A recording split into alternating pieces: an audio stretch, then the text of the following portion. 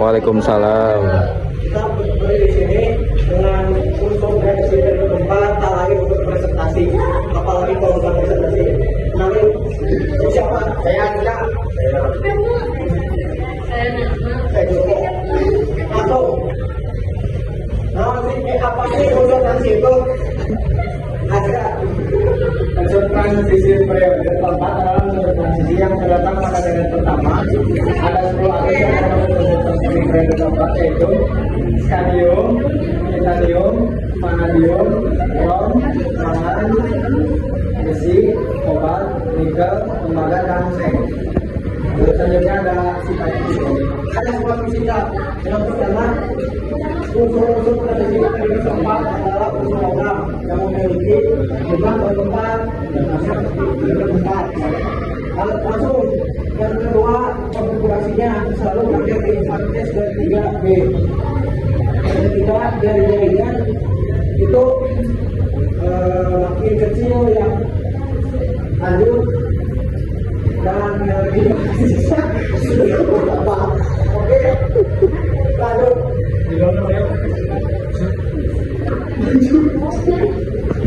Ada tujuan para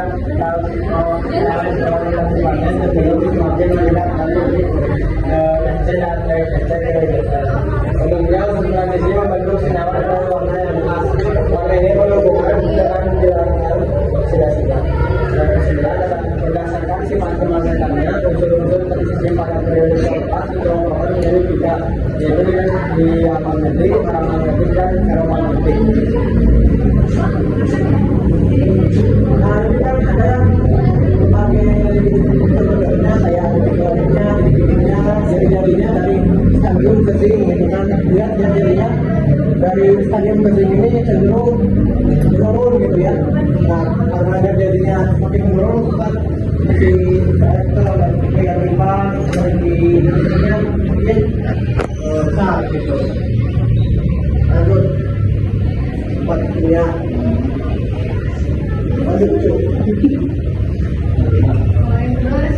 Yang pertama itu bersifat reaktif. Unsur transisi periode keempat memiliki berbagai sifat reaktif, seperti saling terlibat dalam reaksi oksidasi dan reduksi, reaksi kompleksasi membentuk kompleks dengan reagen lain, hingga reaksi antar massa. Sebagai contohnya, besi atau Fe yang berada di lingkungan udara terbuka bisa bereaksi dengan oksigen dan air sehingga membentuk panas. Akibatnya besi mudah mengalami koreksi. Sifat yang kedua adalah pembentukan yang kompleks. Yang kompleks merupakan struktur kimia terdiri dari yang besar, umumnya atau logam yang dikelilingi oleh ligan atau molekul. Ligan-ligan tadi membentuk ikatan koordinasi dengan yang besar. Sifat yang ketiga itu memiliki struktur senyawa kompleks. Senyawa yang terbentuk dari unsur-unsur transisi periode keempat kerap kali mempunyai struktur kompleks. Kemampuan unsur-unsur transisi periode keempat untuk membentuk ikatan dengan banyak ligan dan mengadopsi geometri molekul yang beragam menjadi alasan adanya sifat kimia tadi.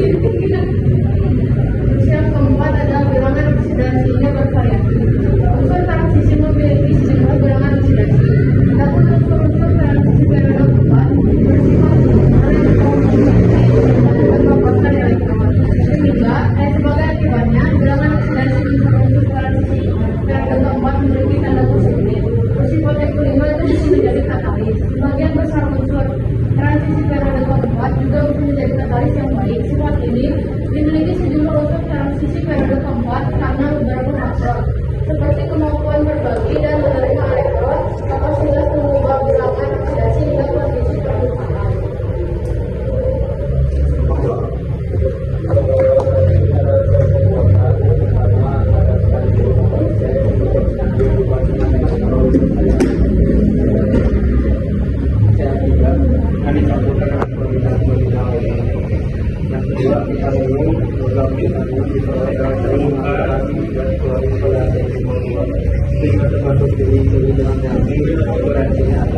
Yang terjadi di reduksi dalam logam yang pada suhu yang tinggi yang mendapat oksigen.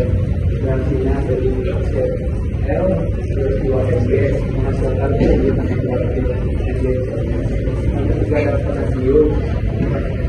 stadium dihasilkan dari reduksi O dengan campuran sulfat dan besi. Nah, di situ ada reaksinya ya. Nah, itu merupakan sel besar dari ferromanganese.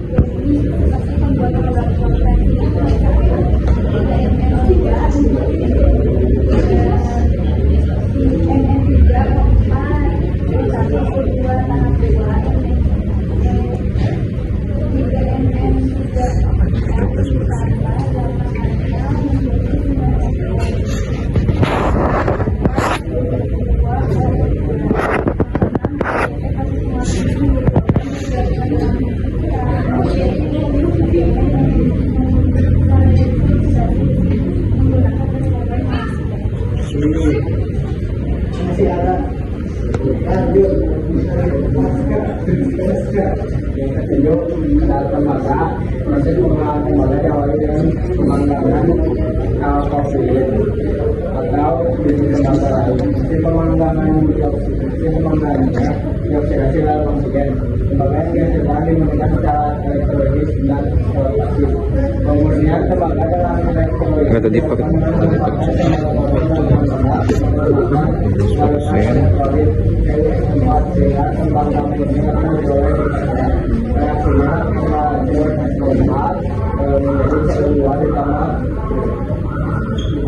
api ditambah SO kepada keluar namanya CO, jadi CO2 sama api ditambah 2 dikurangi CO2 asalnya CO2 ditambah api tambah 2 elektron menjadi CO murni.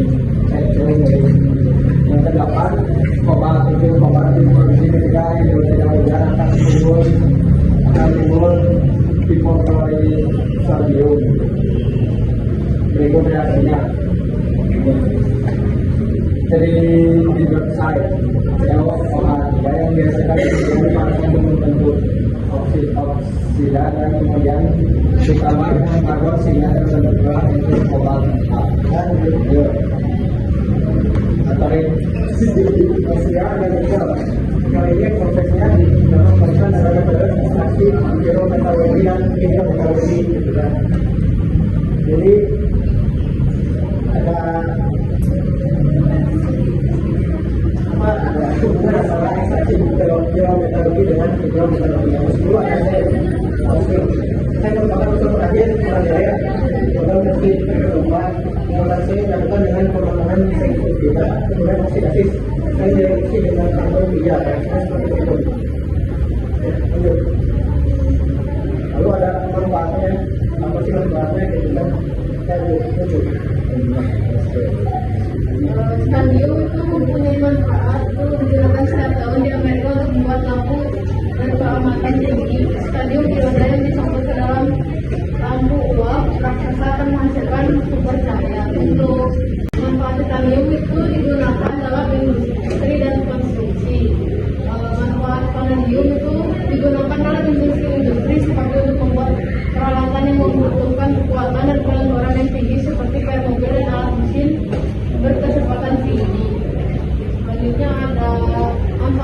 account itu untuk mengeraskan pajak, memotong pajak, tahan syarat, dan membantu pajak program campuran yang bersih.